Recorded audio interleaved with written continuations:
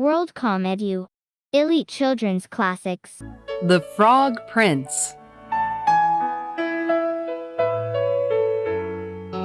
Many, many years ago, there lived a king. He had many beautiful daughters, and the youngest one was very lovely, and even the sun was surprised to see her when he shone on her face.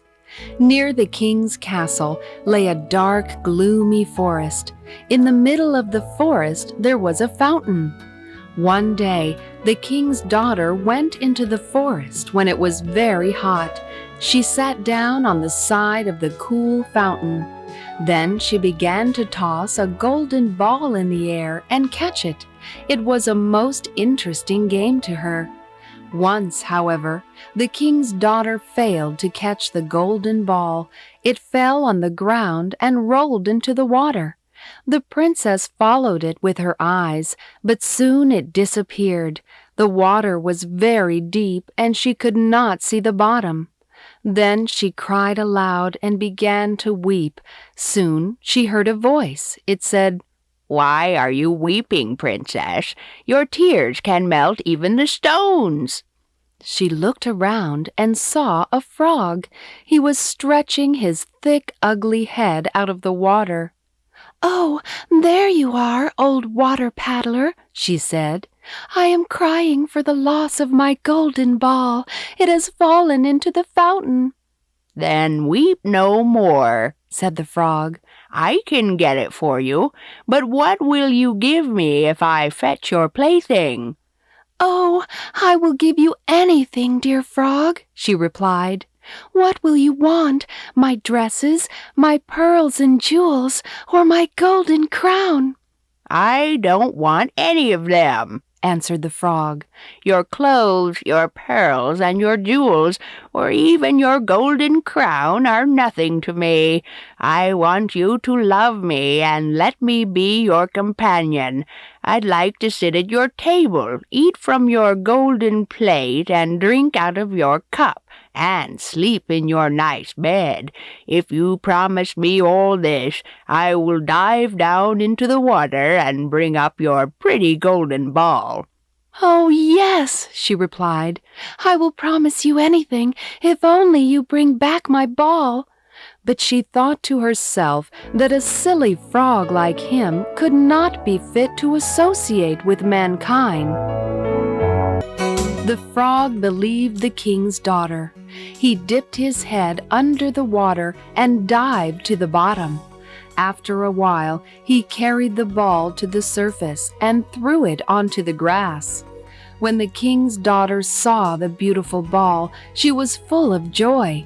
She took it and ran away as fast as she could. "Wait, wait!" cried the frog. "Take me with you. I can't run as fast as you." But the young princess would not listen to the frog's croaking. She ran to the palace as fast as she could and soon forgot the poor frog. So the frog returned to the fountain and remained there. The next day, however, when the princess was sitting with the king and eating out of her own little golden plate, she heard a strange noise on the marble steps outside. Then came a knock on the door, and a voice cried, "Lovely princess, open the door for me." So she rose and went to the door. But when she caught sight of the frog, she closed the door and seated herself again at the table. She looked quite pale. When the king saw that his daughter was frightened, he asked, "My child, what is at the door? Has a giant come to carry you away?" "Oh, no, father," she replied. "It is no giant, only a very ugly frog." "A frog? What can he want with you, my daughter?" "Oh, my dear father, I will tell you all about it. Yesterday, when I was playing with my golden ball by the fountain in the forest, it rolled into the water, and because I cried, the frog fetched it for me, and I promised him that he could come to the castle and be my companion. I thought he could not get out of the water to come to me, and now here he is." Just then came a second knock on the door, and a voice cried, King's daughter, open the door for me. You promised that I could be your companion when you sat in the shade and I fetched your ball from the bottom of the fountain." "Then, my daughter," said the king, "you must keep your promise. Go and let him in at once."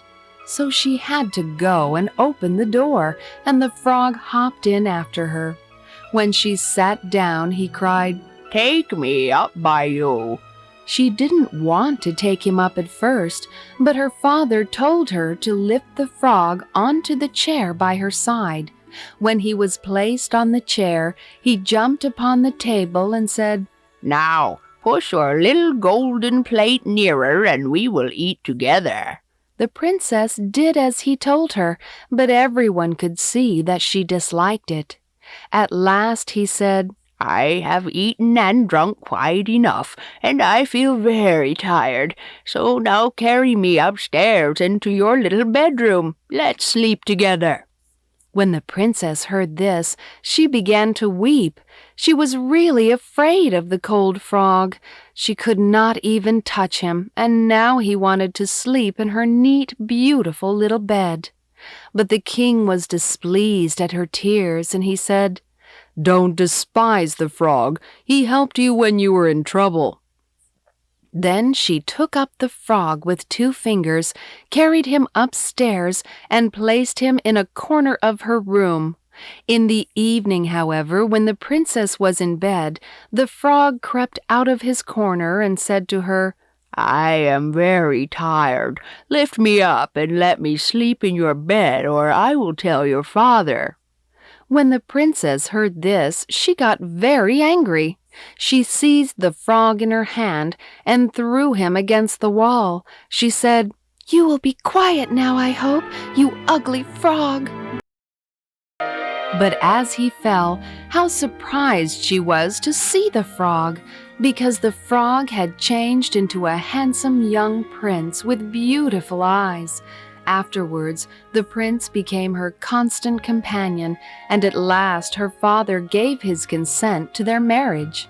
The prince said to her, "I was changed into a frog by a wicked witch, so I had to live in the fountain. Only you could release me.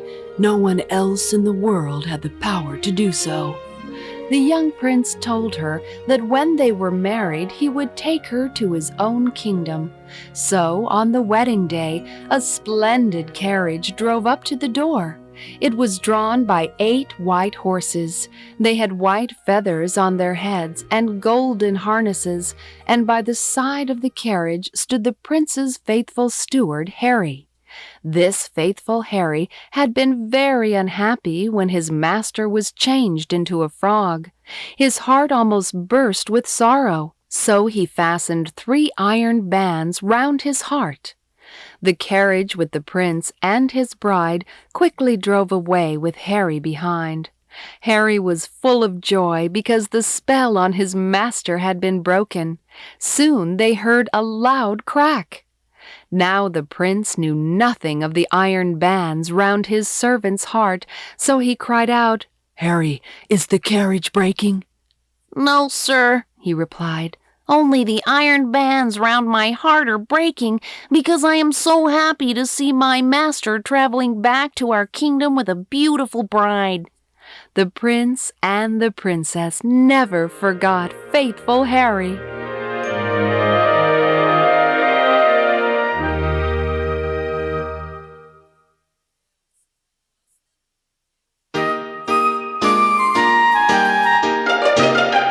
The Wolf and the 7 Young Kids. Once there lived an old mother goat with 7 young ones. She loved them very much. One day she had to go into the forest to get food for them, so she said to them, "Dear children, I'm going out into the woods. You mustn't open the door while I'm away. If the wolf gets into our hut, he will eat you all up. You may easily know him by his rough voice and his large black feet." "Dear mother," said the young kids, "we will be careful to keep out the wolf. You may leave, don't worry." So Mother Goat started for the woods. Soon there came a knock on the door, and a voice cried, Open the door, my dear children. I have brought you something nice. But the young kids knew by the rough voice that it was the wolf and not their mother, so the eldest kid said, We will not open the door. You are not our mother. She has a soft and gentle voice, but your voice is rough. You are only a wolf. Then the wolf ran away to a shop and bought a great stick of white chalk. He ate it to make his voice soft and went back to the goat's cottage and knocked again on the door. He said in a soft voice, Open the door for me now, dear children. I am your mother, and I have something nice for you. But the wolf put his foot on the window as he spoke and looked into the room. The young kids saw it, and one of them said, No, we will not open the door. Our mother doesn't have black feet like that. Go away. You are the wolf.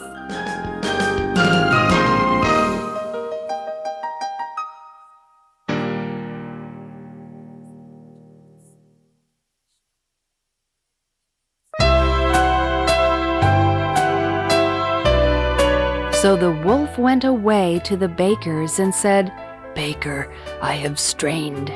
So the wolf went away again to the baker's and said, Baker, I have strained my ankles. Please wrap them in dough. And after the baker did this, he went off to the miller and asked him to cover his feet with flour.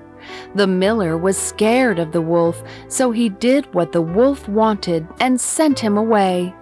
Now the wicked animal went to the house for the third time and said, Open the door, dear children. It is your mother this time. I have brought you something from the forest. Show us your feet, said the little kids, and we will know whether you are really our mother. The wolf placed his white feet on the window. When they all saw it, they believed that it was their mother, so they opened the door. But when he entered the house, they discovered that it was the wolf, and they screamed and ran to hide themselves. One hid under the table, another in the bed, the third in the oven, the fourth in the kitchen, the fifth in the cupboard, the sixth under the washtub, and the seventh in the clock case. But the wolf found 6 and ate them up, one after another, except the youngest in the clock case.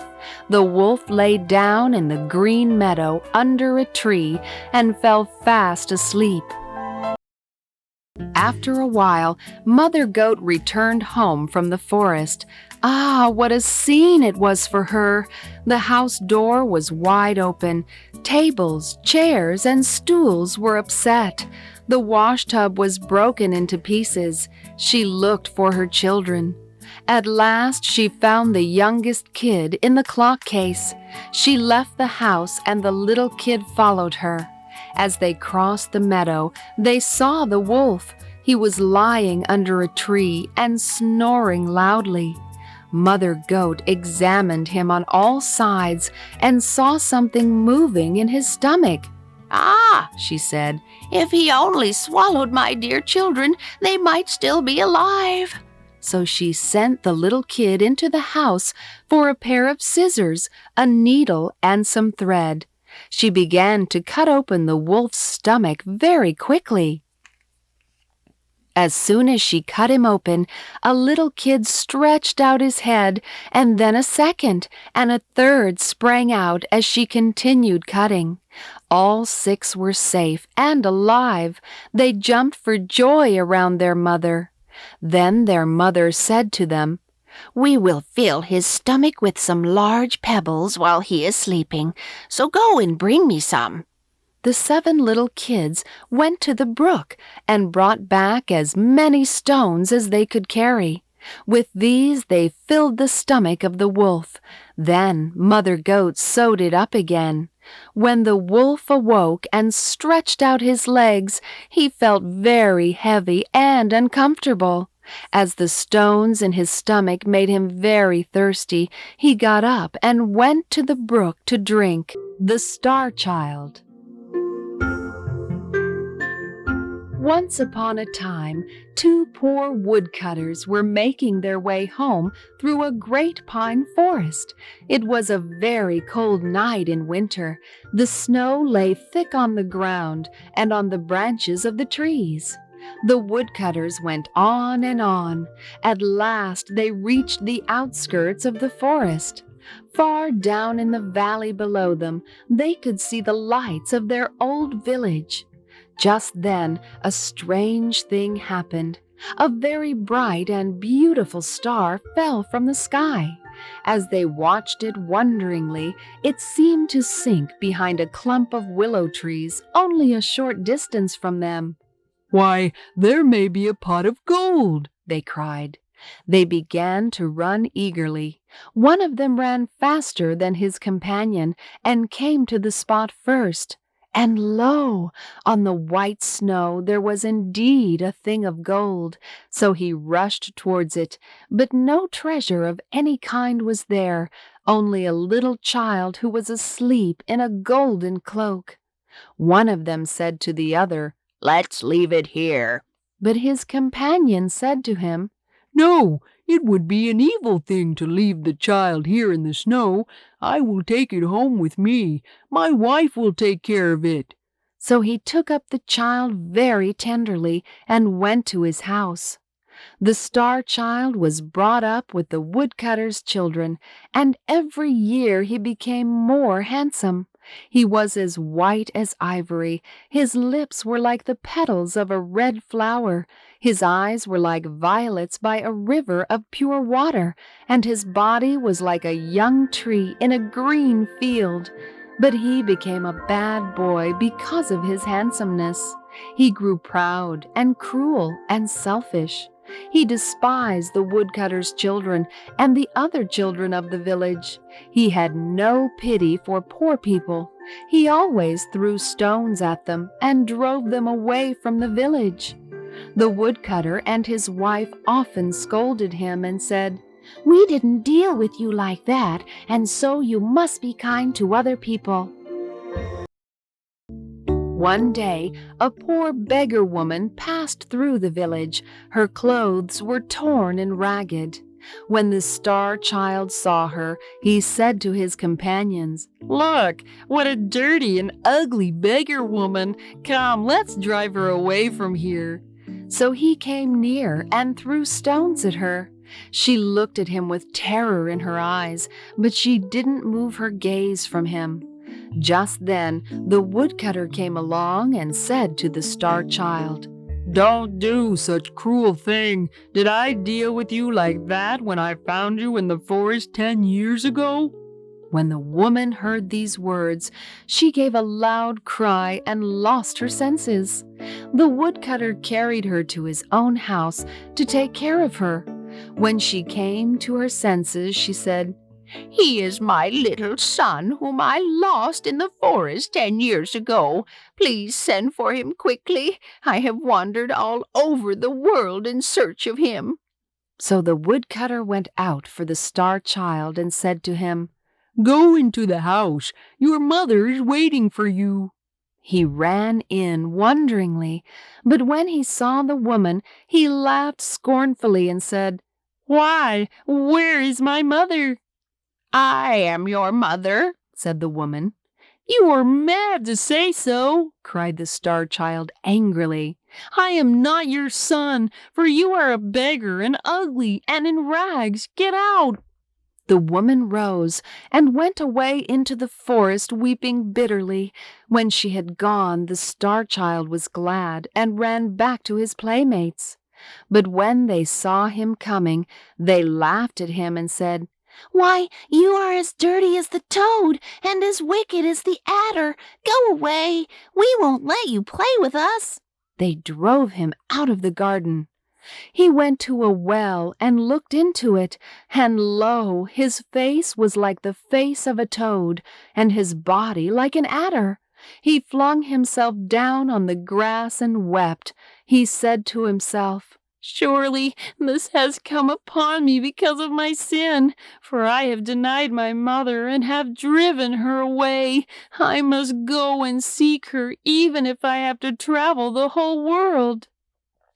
He ran away into the forest and called out for his mother, but there was no answer. All day long he called out for her. When the sun set, he lay down to sleep on a bed of leaves. In the morning he got up and kept on looking for the beggar woman. When he passed through the villages, the children laughed at him and threw stones at him. For more than 3 years he wandered over the world and found that there was neither love nor kindness in this wide world. One evening he came to the gate of a city and tried to enter, but the soldiers who stood on guard said roughly to him, "What is your business in the city?" "I am looking for my mother," he answered. "Please let me in, for I may find her in the city." But they laughed at him. One of them said to him, "Your mother isn't in this city. Get out." Then an officer said, Wait, let's sell him as a slave. His price will be the price of a bottle of sweet wine." "I will buy him for that price," said an old, evil-faced man passing by. He took the star child to his house, and there he put the boy in the dark basement. The old man was a cruel magician. The next morning he came into the basement and said to the star child, "In the woods outside this city there are 3 pieces of gold. One is white gold, and another is yellow gold, and the third one is red gold. Today bring me the piece of white gold. If you don't, I will give you 100 blows." So the star child went out of the gate of the city and came to the woods. Though he looked for it all day long, he couldn't find the piece of white gold. At sunset he turned towards home, weeping bitterly because he knew how the magician would treat him. When he had reached the outskirts of the woods, he suddenly heard a shrill cry near him and saw a little hare. It was caught in a trap and was struggling painfully, and he released it. The hare said to him, "Thank you very much. What shall I do for you in return?" and the star child said to it, "I am looking for a piece of white gold, but I can't find it anywhere. If I don't bring it to my master, he will beat me." "Come with me," said the hare. "and I will lead you to it." So the star child went with the hare. In the crack of a great oak tree, he saw the piece of white gold which he was looking for.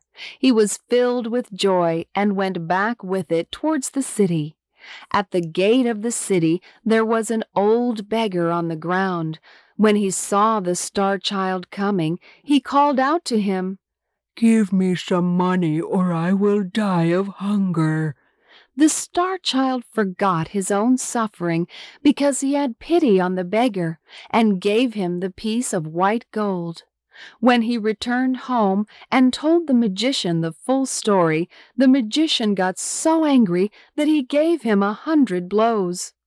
The next morning, the magician said to him, "If you don't bring me the piece of yellow gold, I will surely give you 300 blows." So the star child went to the woods and searched for the piece of yellow gold all day long, but he couldn't find it. Happily, he met the hare again. "Follow me," said the hare, and it ran through the woods and brought him to a pond. At the bottom of the pond lay the piece of yellow gold. The star child took the piece of yellow gold and hurried to the city, but the old beggar cried again, Give me some money or I will die of hunger. So the star child gave him the piece of yellow gold.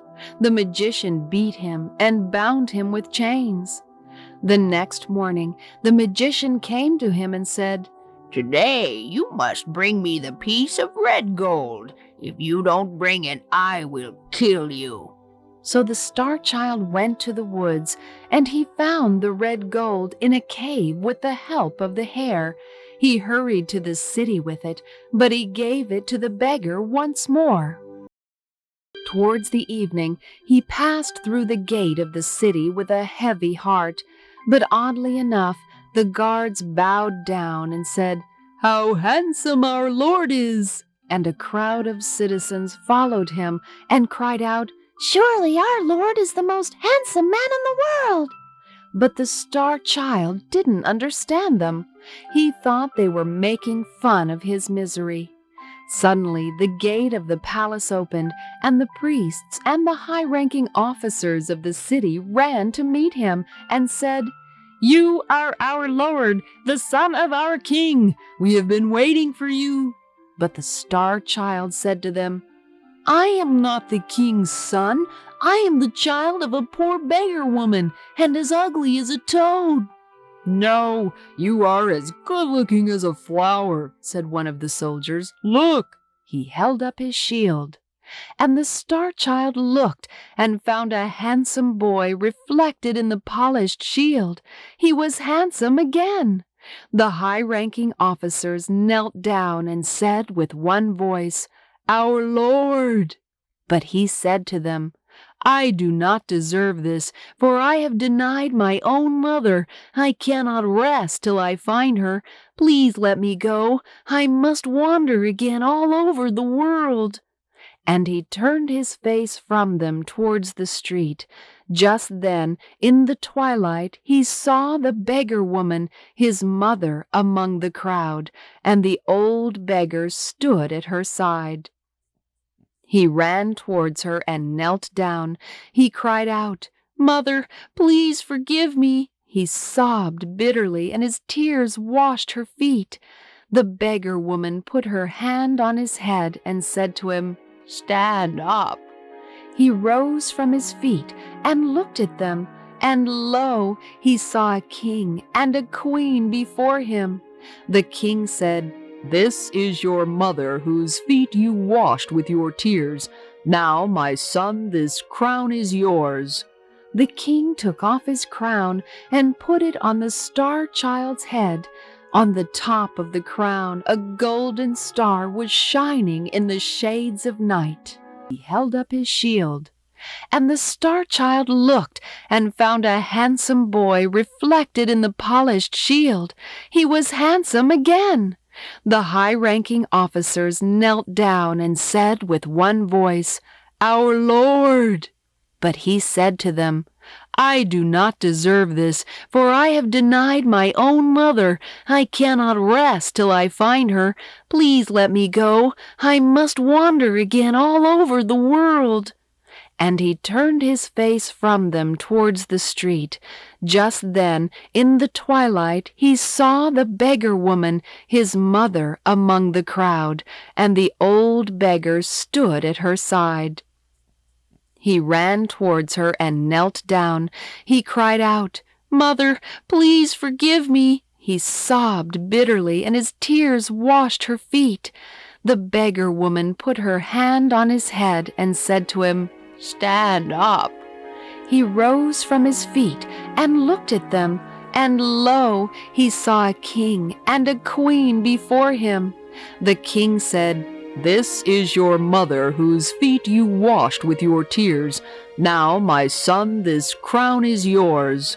The king took off his crown and put it on the star child's head.